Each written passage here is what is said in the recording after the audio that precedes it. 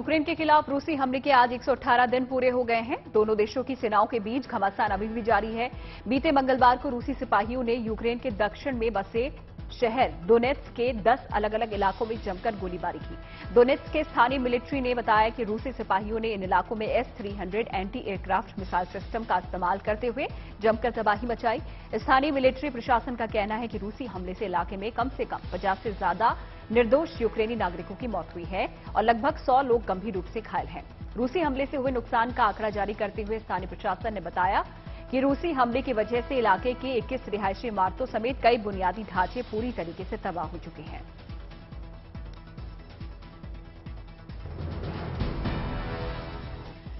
Luhansk क्षेत्रीय सैन्य प्रशासन के प्रमुख सेर्ही हैदई का कहना है कि सेवेरोडोनेत्स्क के मेटी ओकाइन गांव पर यूक्रेनी सिपाहियों ने अपना नियंत्रण खो दिया है। हैदई ने बताया कि रूसी हमले की वजह से इलाके के कई गांव आग के शोलों में तब्दील हो चुके हैं। रूसी फौज ने हवाई हमले कर इस पूरे इलाके को जलाकर खाक कर दिया है।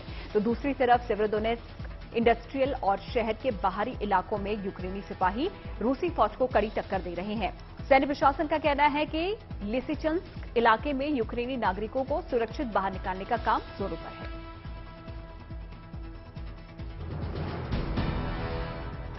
ब्रिटिश इंटेलिजेंस का कहना है कि रूसी वायु सैन्य शक्ति यूक्रेन के कई इलाकों में हमला करने में असफल साबित हो रही है। बीते दिनों यूक्रेनी फौज ने रूस के कई हवाई हमलों को नाकाम कर दिया। रूसी वायु सेना के सैन्य अभ्यास की कमजोरियों को उजागर करते हुए ब्रिटिश इंटेलिजेंस ने कहा कि यूक्रेन के पास अत्याधुनिक वायु सैन्य हथियार हैं, जो उसे मदद के तौर पर नाटो और पश्चिमी देशों से मिले हैं।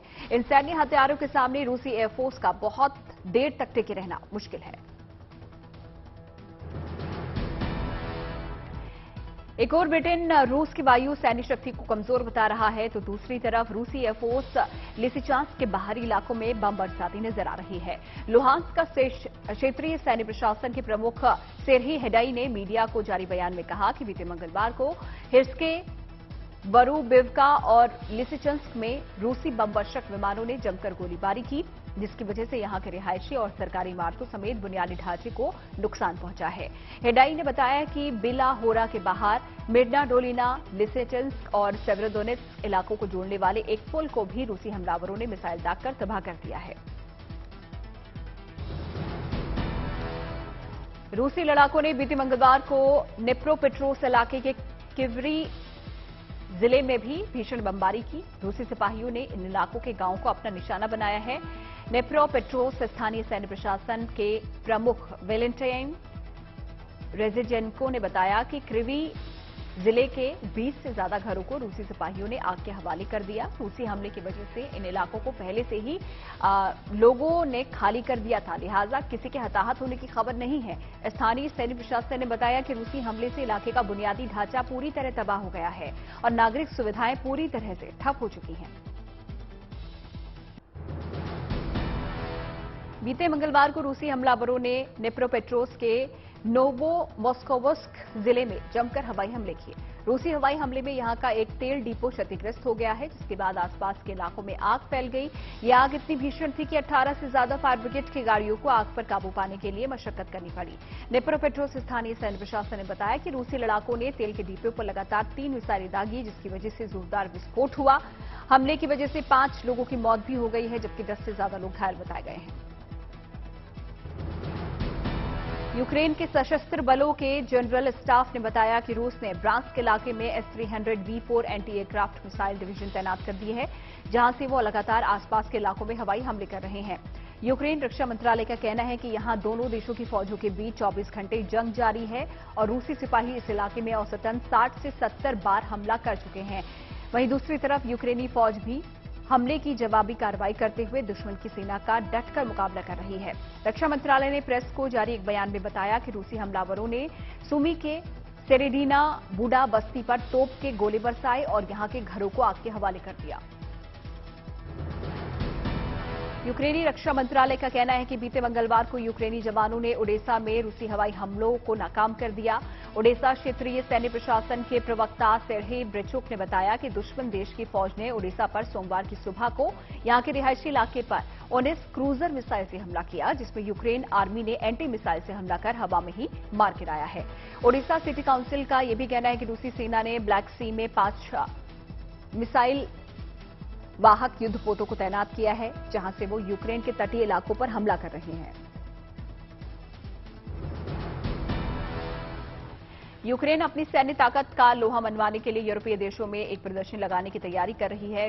खास बात यह है कि यूक्रेनी हमले से तबाह हुए रूसी टैंकों समेत रूसी सैन्य उपकरण और कई तरीके की चीजें इस प्रदर्शनी में आकर्षण का मुख्य केंद्र होंगी। यूक्रेन के रक्षा मंत्री ओलेक्सी रेजनिकोव ने बताया है कि ये प्रदर्शनी वॉर्सो, बर्लिन, पेरिस, मैड्रिड और लिस्बन में लगाई जाएगी। उन्होंने पुतिन पर टिप्पणी करते हुए कहा है कि वो दुनिया को बताना चाहते हैं कि रूसी टैंकों का वजूद कबाड़ से ज्यादा और कुछ नहीं है। रूस डिफेंस इंटेलिजेंस का दावा है कि यूक्रेन के पश्चिमी, सेंट्रल और दक्षिण के 10 शहरों पर उसके लड़ाकों ने पूरी तरह से कब्जा जमा लिया है।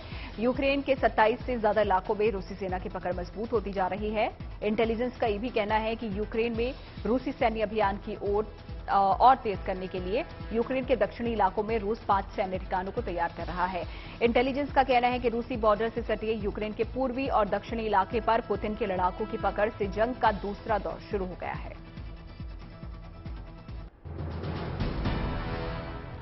अमेरिका के institute for the study of war ISW का कहना है कि रूसी सेना जेपोरिजिया समेत निप्रोरोडने, वासिलिवाका और खीव के नागरिकों पर दबाव बनाकर उनका जन समर्थन हासिल करने के लिए कोशिश कर रही है।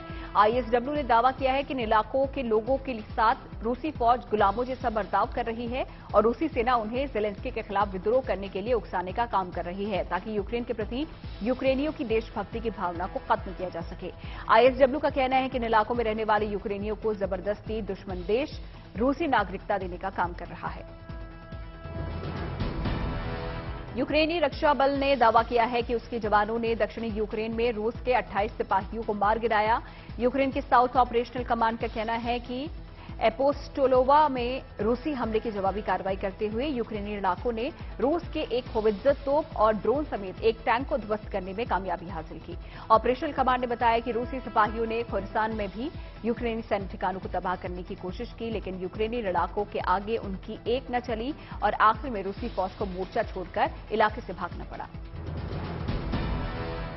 यूक्रेन के ज्यादातर बड़े शहरों पर रूसी सिपाहियों का कब्जा है। रूसी सिपाहियों के कब्जे से इलाके को वापस हासिल करने के लिए दोनों देशों की सेनाओं के बीच घमासान जारी है। खेरसान पर भी रूसी लड़ाकों का कब्जा और अब खेरसान को वापस पाने के लिए यूक्रेन लड़ाके डटकर मुकाबला कर रहे हैं। जेलेंस्की भी यूक्रेनी सैनिकों की हौसला अफजाई कर उन्हें रूसी कब्जे वाले इलाकों को हासिल करने के लिए प्रोत्साहित करते नजर आ रहे हैं। दोनों देशों की सेनाओं के बीच छिड़ी जंग में यूक्रेन ये दावा कर रहा है कि खेरसान में उसकी पकड़ धीरे धीरे मजबूत हो रही है। यूक्रेन के साउथ ऑपरेशनल कमांड ने प्रेस को जारी एक बयान में कहा कि खुफिया विभाग से मिली जानकारी के मुताबिक 3 रूसी सिपाही एक कैफे में छिपे हुए थे। यूक्रेनी फौज ने उन्हें घेर लिया और गोलियां बरसाई, जिसमें 2 रूसी सिपाहियों की मौत हो गई, जबकि एक गंभीर रूप से जख्मी है।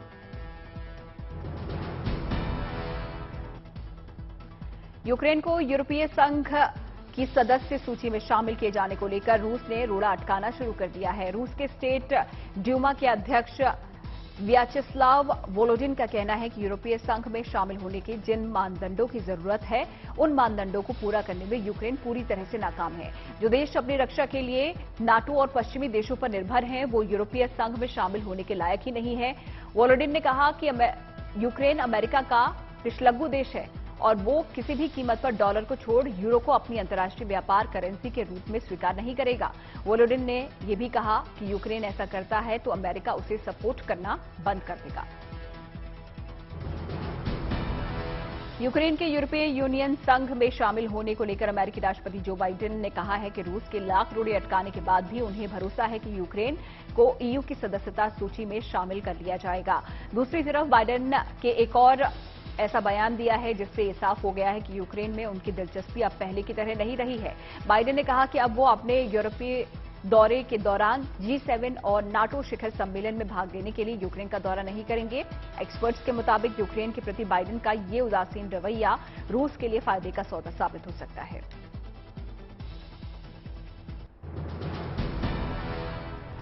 रूस चीन का सबसे बड़ा तेल आपूर्तिकर्ता बन गया है, क्योंकि यूक्रेन युद्ध की वजह से प्रतिबंध झेल रहे मॉस्को ने बीजिंग को रियायती दामों पर कच्चा तेल बेचा है। रूसी तेल का आयात मई में एक साल पहले के स्तर से 55% बढ़कर रिकॉर्ड लेवल पर पहुंच गया है, जिसकी वजह से रूस सऊदी अरब को पछाड़ते हुए चीन के तेल का सबसे बड़ा सप्लायर बन गया है। रिपोर्ट के मुताबिक सऊदी अरब ने मई में चीन को प्रतिदिन 1.84 मिलियन बैरल तेल की आपूर्ति की, जबकि रूस ने लगभग 1.98 मिलियन बैरल की आपूर्ति की है।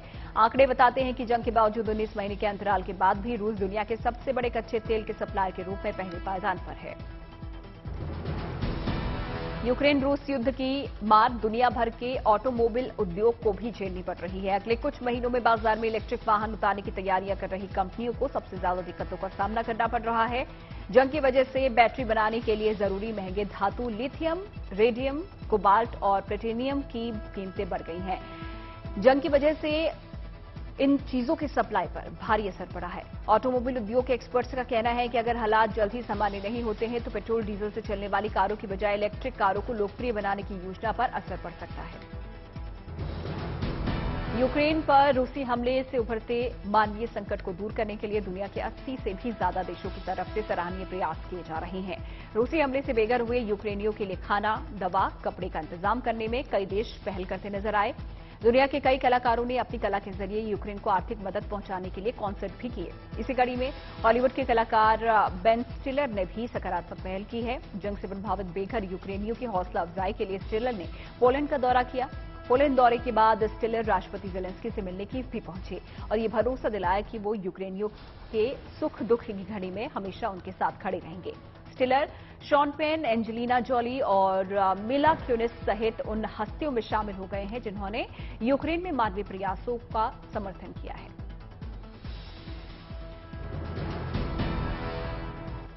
यूक्रेन के खिलाफ रूस हमले को लेकर देश दुनिया की नामचीन हस्तियां रूस का विरोध और यूक्रेन के समर्थन में खड़ी हैं। फिल्म स्टार से लेकर खेल जगत के कई धुरंधर अभी तक पुतिन से जंग को खत्म करने की अपील कर चुके हैं। अमेरिका के मशहूर मुक्केबाज माइक टायसन ने एक वीडियो जारी कर पूरी दुनिया के सामने ऐलान किया है कि वो इस जंग में यूक्रेन के साथ खड़े हैं। उन्होंने वीडियो के जरिए संदेश दिया कि यूक्रेनियों की वीरता सराहनीय है, जो अपनी मातृभूमि के लिए अपना बलिदान देने से भी जरा भी संकोच नहीं कर रहे हैं। एक तरफ रूसी रक्षा मंत्रालय दावा कर रहा है कि सेवेरोडोनेत्स्क के दक्षिण पूर्व के मित्योल्किन शहर अब पूरी तरीके से रूसी सेना के नियंत्रण में है, तो दूसरी तरफ लुहांस्क के गवर्नर सेर्ही हेदई ने रूसी कब्जे के दावे को खारिज करते हुए कहा है कि यूक्रेनी फौज लगातार आक्रमणकारियों को मुंहतोड़ जवाब दे रही है। दोनों देशों के बीच छिड़े जंग को लेकर नाटो ने संभावना जताई कि यूक्रेन और रूस के बीच जारी युद्ध कई सालों तक लंबा खिंच सकता है, लेकिन डॉनबास को रूसी कब्जे से जल्द ही आजाद कर लिया जाएगा। इसके लिए नई युद्ध रणनीति तैयार की जा रही है। नाटो के बयान से तमतमाए राष्ट्रपति पुतिन ने दावा किया है कि जल्द ही रूस को बड़ी कामयाबी मिलेगी। रूस यूक्रेन के बीच छिड़ी जंग का असर अब दोनों देशों के सांस्कृतिक ढांचों पर भी पड़ता नजर आ रहा है। दोनों देश 90 के दशक में यूएसएसआर का हिस्सा हुआ करते थे, जिसकी वजह से दोनों देशों की संस्कृति, संगीत और साहित्य में बहुत समानता है। लेकिन जंग ने यहां की एक समान संस्कृति को भी दो हिस्सों में बांटने का काम कर दिया है। यूक्रेन की संसद ने अब रूस और बेलारूस से छपने वाली किताबों के आयात पर भी बैन लगा दिया है। यहां तक कि यूक्रेन के सांसदों ने सार्वजनिक स्थानों पर रूसी संगीत बजाने पर भी बैन लगाने का समर्थन किया है। रूसी हमले से तबाह हुए यूक्रेन के नुकसान का मुआयना करने के लिए कई देशों के नेता एक के बाद एक का दौरा करने के लिए कीव का रुख कर रहे हैं। दुनिया का शायद ही ऐसा कोई शक्तिशाली देश बचा है जिसके नेताओं ने यूक्रेन का दौरा न किया हो। बीते मंगलवार को लग्जमबर्ग के प्रधानमंत्री जेवियर बेटेल यूक्रेन के लोगों के साथ अपने देश की एकजुटता दिखाने के लिए कीव पहुंचे। लग्जमबर्ग के प्रधानमंत्री जेवियर ने राष्ट्रपति जेलेंस्की से मुलाकात कर उन्हें भरोसा दिलाया कि हर हाल में लग्जमबर्ग यूक्रेन की मदद के लिए तत्पर रहेगा। बेटेल ने बूचा और बोरोडियांका में हुए नरसंहार को लेकर जिम्मेदार लोगों के खिलाफ मुकदमा चलाए जाने का समर्थन करते हुए कहा है कि रूस का बर्बर और क्रूर चेहरा इंसानियत को शर्मसार करने वाला है। डोनेत्स्क इलाके में रूसी हमलावर क्लस्टर बमों का इस्तेमाल कर रहे हैं। डोनेत्स्क के क्षेत्रीय पुलिस ने मीडिया को जारी एक बयान में कहा है कि रूसी सेना ने क्लस्टर बमों से हमला कर इलाके की 16 बस्तियों को आग के हवाले कर दिया। डोनेत्स्क पुलिस का यह भी कहना है कि रूसी सिपाहियों ने लोगों को जिंदा जलाने का युद्ध अपराध किया है। यहां रूसी सिपाहियों के खिलाफ युद्ध अपराध के 23 मामले दर्ज किए गए हैं। रूसी हमले में इस इलाके का बुनियादी ढांचा और यहां की 54 रिहायशी इमारतें पूरी तरह तबाह हो चुकी हैं। दोनेत्स्क पुलिस ने बताया कि रूसी सिपाही इलाके में एंटी एयरक्राफ्ट मिसाइल सिस्टम का इस्तेमाल कर पूरे इलाके में हवाई हमले को अंजाम दे रहे हैं। यूक्रेन के न्याय मंत्रालय का कहना है कि जंग के दौरान पकड़े गए रूसी युद्धबंदियों को रखने के लिए यूक्रेन सरकार की तरफ से कुल 51 शिविर तैयार किए गए हैं। यूक्रेन को न्याय मंत्री डेनिस मालियुस्का ने बताया कि इन शिविरों में रूसी कैदियों के इलाज का इंतजाम किया गया है। उन्होंने बताया कि शिविर में हर महीने एक रूसी कैदी को रखने की लागत 3000 यूक्रेनियाई रिवेनिया है। रूसी कैदियों को मुहैया कराई जाने वाली सुविधाओं का हवाला देते हुए यूक्रेन ने रूस पर कटाक्ष किया कि वो रूस की तरह बर्बर नहीं बल्कि एक सभ्य देश के रूप में जाने जाते हैं और मानवता उनका सबसे बड़ा धर्म है। बेलारूस की जमीन से रूस लगातार यूक्रेन पर स्कंदर मिसाइलों की बारिश कर रहा है। बेलारूस के रक्षा मंत्रालय ने आशंका जताई थी कि बेलारूस की जमीन से हो रहे रूसी हमले को लेकर यूक्रेन बेलारूस पर अटैक कर सकता है, लिहाजा बेलारूस सीमावर्ती इलाकों में लगातार सैन्य अभ्यास कर रहा है। दूसरी तरफ यूक्रेन रक्षा मंत्रालय के प्रवक्ता अलेक्जेंडर मोटिजेनक ने ये साफ कर दिया कि बेलारूस की तरफ से अभी कोई आक्रमणकारी कदम नहीं उठाए गए हैं। फिर भी जंग के हालातों को देखते हुए लगभग 4000 यूक्रेनी सिपाहियों को बेलारूस बॉर्डर के इलाकों में तैनात किया गया है।